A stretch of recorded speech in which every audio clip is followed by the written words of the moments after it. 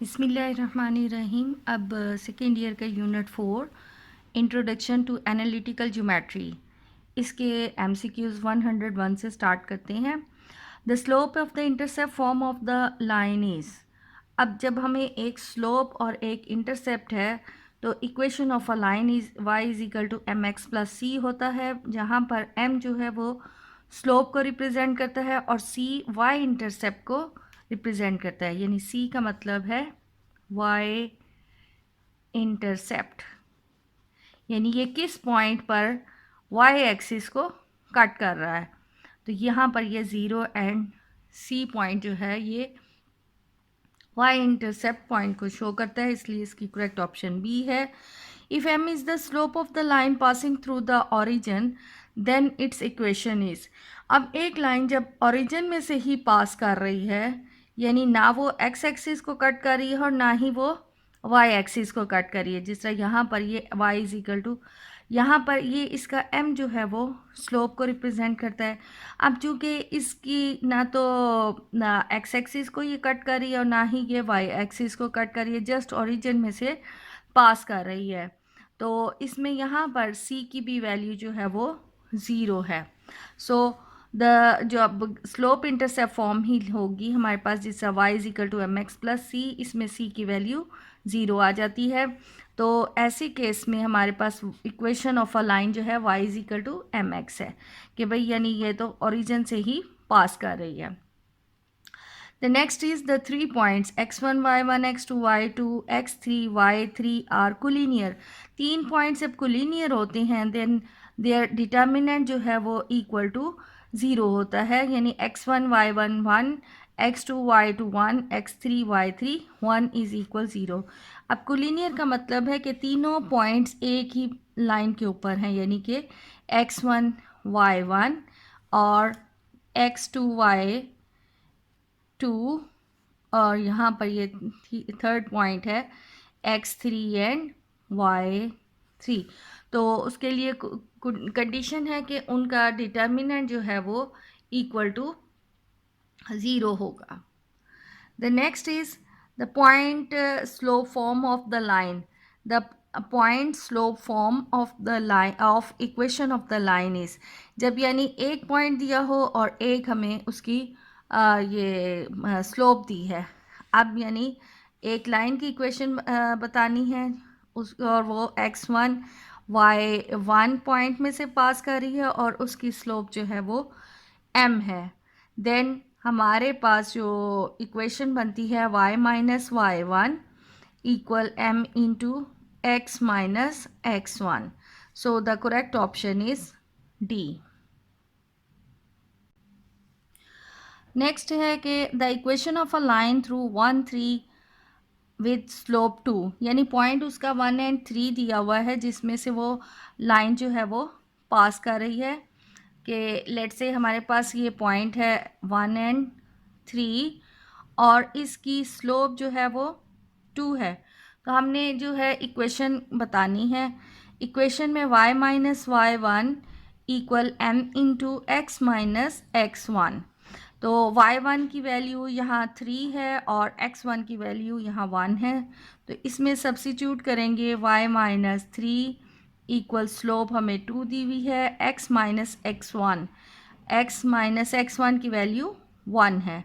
सो हमारे पास ये आ जाता है, इसको जब सिंप्लीफाई करें देन 2x माइनस y और ये इस साइड पर आकर प्लस 3 हो जाएगा। 3 1 ज़र 3 सॉरी 2 1 ज़र 2 और ये minus 2 plus 3, so that is equal 1, यानी करेक्ट ऑप्शन यहाँ पर ए है।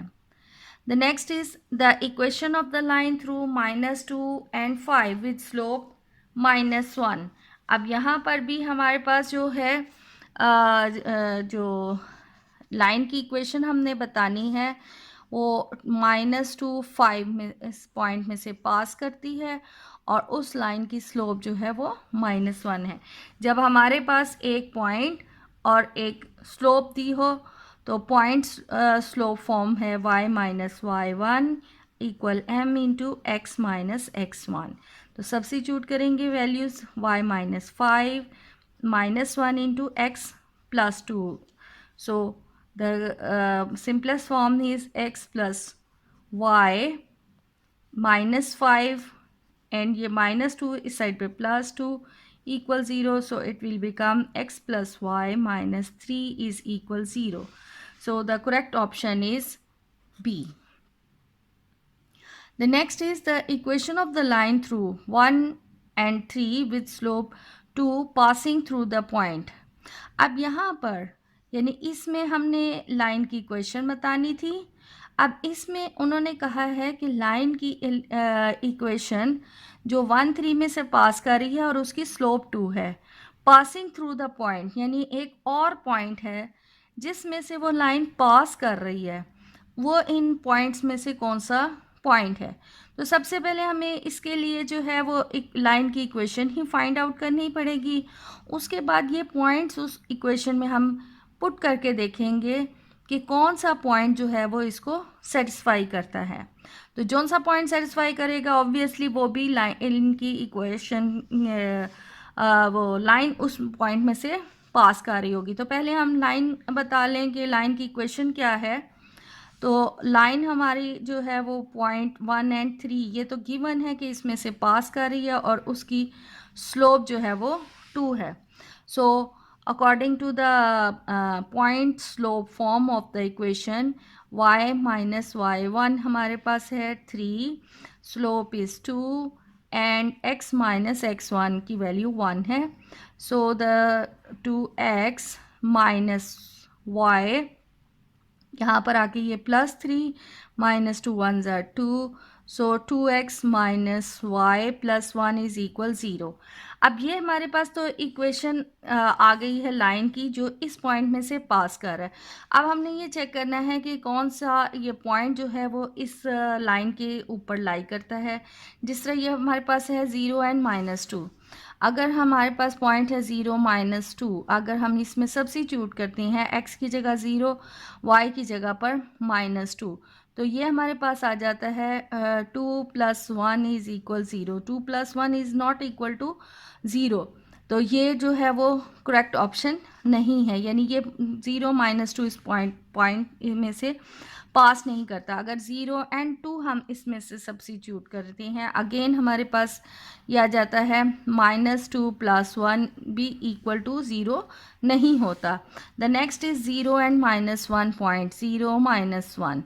तो अगर हम ये 0 -1 इसमें सब्स्टिट्यूट करेंगे तो x की जगह पर तो 0 -1 + 1, so that will become 2 is equal to 0. तो ये भी पॉइंट जो है वो ट्रू नहीं है.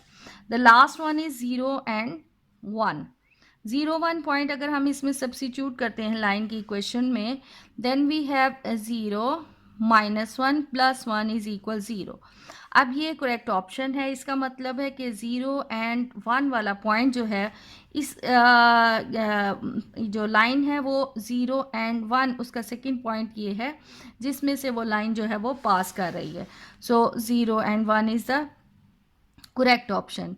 Again, the equation of the line through 1 3 with slope 2 passes through the point. अब यहाँ पर भी 1 and 3 में से ही लाइन पास कर रही है और स्लोप उसकी 2 है.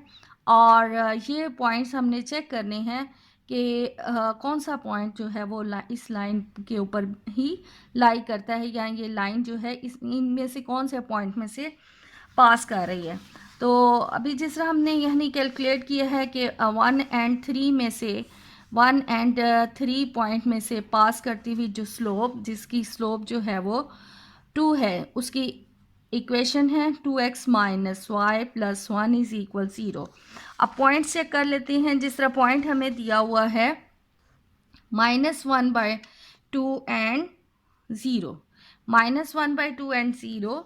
तो जब हम इसमें x की जगह पर हम -1/2 सब्स्टिट्यूट करें, y 0 + 1 इज़ इक्वल 0.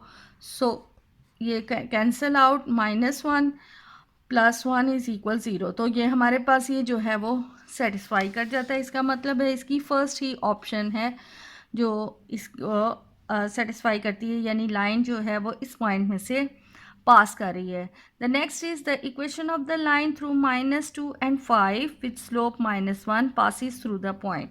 अब यहाँ पर हमारे पास ये पॉइंट दिया हुआ है -2 5 एंड स्लोप -1।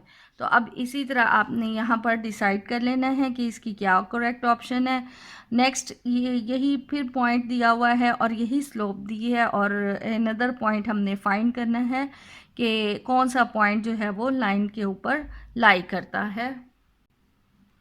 तो इन्हीं जो अभी हमने पॉइंट डिसाइड किया था उसी प्रोसीजर से हम करेंगे। तो ये 109 का इसकी करेक्ट ऑप्शन सी है और 110 जो है उसकी करेक्ट ऑप्शन बी है। अब नेक्स्ट है कि if alpha is the inclination of the straight line L passing through the point Q x1 y1 then its equation is. अब यानी एक लाइन एल जो है उसका एक्स एक्सिस के साथ एंगल अल्फ़ा है और वो पॉइंट x1 y1 में से पास कर रही है। तो हमने उसकी इक्वेशन जो है वो डिसाइड करनी है। यानी एक लाइन एक्स एक्सिस के साथ एंगल अल्फ़ा बनाती है और वो पॉइंट क्यू x1 y1 में से पास कर रहा है। अब यहाँ पर हमारे पास ये एंगल अल्फ़ा है, यानी एंगल अल्फ़ा, तो स्लोप हम निकाल लेंगे m is equal tan alpha. अब ये हमारे पास स्लोप आ गई है और एक पॉइंट है।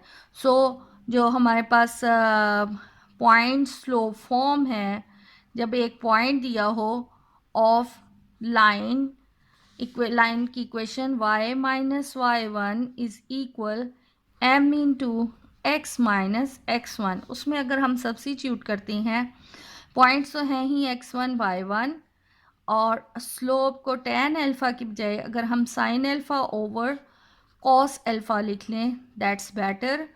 सो हमारे पास ये आ जाती है y minus y1 over sin alpha and x minus x1 over cos alpha.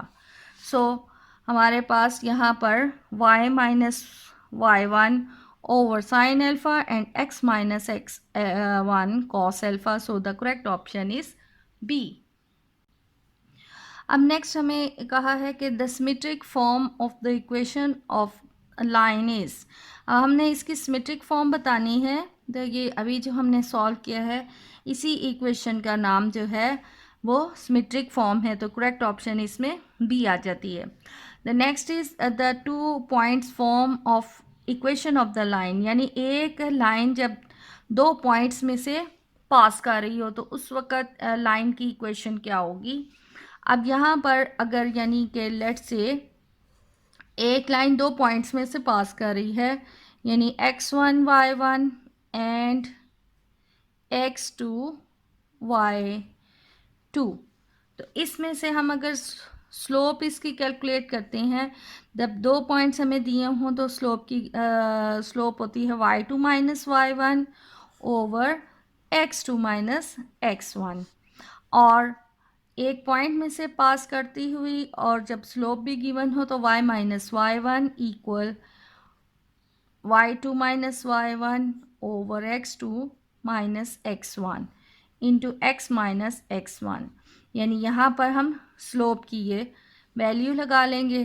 Then y minus y1 over y2 minus y1, इसको अगर अरेंज कर लें so x minus x1 over x2 minus x1। तो ये हमारे पास जब 2 पॉइंट्स गिवन हो तो उस वक़्त इक्वेशन ऑफ अ लाइन की ये फॉर्म हो जाएगी। सो द करेक्ट ऑप्शन इसमें हमारे पास y minus y1 over y2 minus y1 है। सो A is the correct option. Next है कि 2 points form of the equation of the line, जब हमारे पास दो पॉइंट्स दिए होंगे तो उस वक़्त भी हमारे पास अगर हमने उसको डिटर्मिनेंट में सॉल्व करें तो ये x1 y1 1 and x2 y2 1 is that determinant is equal to 0। ये हमारे पास जो है वो 2 point form of equation of a line है। नेक्स्ट अब हमारे पास है कि intercept form of equation of a line. जब यानी कि हमारी जो लाइन है, एक लाइन वो एक्स इंटरसेप्ट और वाई इंटरसेप्ट यानी एक्स एक्सिस पे भी कट कर रही हो और वाई एक्सिस पे भी कट कर रही हो। एक्स एक्सिस पे कट कर रही है तो let's say A and zero इसके कोऑर्डिनेट्स होंगे, और वाई एक्सिस पे कट करती है देन उसकी वैल्यू जो है let's say zero and B है। यानी ए इसका एक्स इंटरसेप्ट है और बी इसका वाई इंटरसेप्ट है। देन हमारे पास ये जो intercept form of the equation of a line है वो x over a plus y over b is equal 1 के आती है। तो करेक्ट ऑप्शन इसमें डी है। The next is normal form of equation of the line. अब यहाँ पर normal form of equation of a line कि एक लाइन जब जो है लाइन एल है और लेट्स से कि ये जो परपेंडिकुलर है फ्रॉम ओरिजिन टू लाइन उसका इंक्लिनेशन विद एक्स एक्सिस जो है वो अल्फा है। तो ओरिजिन फ्रॉम ये जो अल्फ़ा हमारे पास है ये अल्फ़ा यानी कि अगर इसको थोड़ा बड़ा कर लिया जाए तो ये हमारे पास लाइन है, उसका ओरिजिन से जो परपेंडिकुलर डिस्टेंस है उसकी लेंथ को p से रिप्रेजेंट किया जाता है, और ये p जो है परपेंडिकुलर लाइन जो है फ्रॉम ओरिजिन ये एंगल अल्फ़ा बनाती है। तो ऐसे केस में normal form of equation of a line जो है वो x cos alpha plus y sine alpha is equal p होता है। द नेक्स्ट है कि in the normal form of equation of the line x cos alpha plus y sine alpha is equal p where p is the length of the perpendicular from. जो ये हमारे पास जो P हमने लिया है लाइन जो परपेंडिकुलर इस हमारी ये रिक्वायर्ड जो लाइन है उसके ऊपर ये पी बिल्कुल परपेंडिकुलर होता है और ये एंगल अल्फ़ा बनाता है, और ये जो पॉइंट है ये लेंथ ऑफ परपेंडिकुलर जो है फ्रॉम ओरिजिन ली जाती है। तो ये आ जाएगा ओरिजिन टू द लाइन।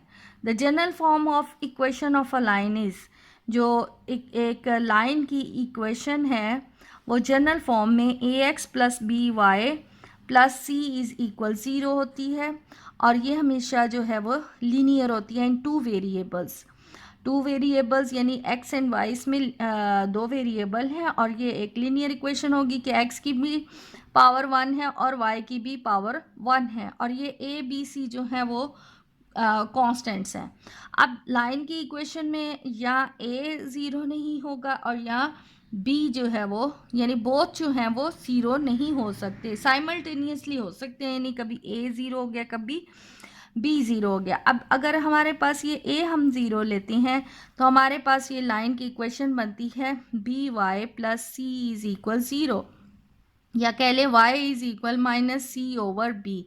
तो ये हमारे पास चूँकि y is equal some constants आया है तो y इक्वल सम कांस्टेंट का मतलब है कि ये हमारे पास लाइन एक हॉरिजॉन्टल लाइन की इक्वेशन है, ये हॉरिजॉन्टल लाइन बनेगी। इसी तरह अगर b की वैल्यू जो है वो 0 हो तो x is equal minus c over a. तो ऐसे केस में यानी हमारे पास जो है x is equal minus c over a, तो ऐसे केस में ये लाइन की इक्वेशन जो है वो वर्टिकली होगी। और नेक्स्ट अब यहाँ है कि in the normal form of equation of a line alpha is the inclination of the perpendicular from. तो अल्फ़ा जो है वो नॉर्मल फॉर्म में अल्फ़ा जो है वो एक्स एक्सिस के साथ ये जो परपेंडिकुलर लाइन है इसके इसका एंगल ऑफ इंक्लिनेशन होता है, और ये from origin to the line होता है। The next is if b is equal 0 then this line is parallel to. अब यहाँ पर ही जिस तरह हमने डिस्कस कर लिया है कि अगर b की वैल्यू हम 0 लेते हैं तो यहाँ पर b 0 रखने से हमारे पास x जो है वो माइनस सी ओवर ए फॉर्म बनती है। तो ऐसे में जब x is equal some constants हैं तो हमारे पास जो ये इक्वेशन बनेगी ये वर्टिकल लाइन बनेगी। तो यहाँ पर ये पैरेलल टू, अगर वर्टिकल लाइन बनती है तो वो ऑब्वियसली ये पैरेलल टू वाई एक्सिस है। इसी तरह अगर if a is equal zero, then अब ए ज़ीरो अगर हम करते हैं तो हमारे पास y is equal minus c over b form आ जाती है। और ऐसे में भी हमारे पास जो इक्वेशन बन रही है वो पैरेलल टू एक्स एक्सिस है। अब वो डिपेंड करता है कि वो अपर पार्ट में पैरेलल है या लोअर में, यानी जिससे अगर नेगेटिव है तो ऑब्वियसली लोअर हाफ में वो लाइन की इक्वेशन बनेगी। तो लेकिन वो पैरेलल टू एक्स एक्सिस है।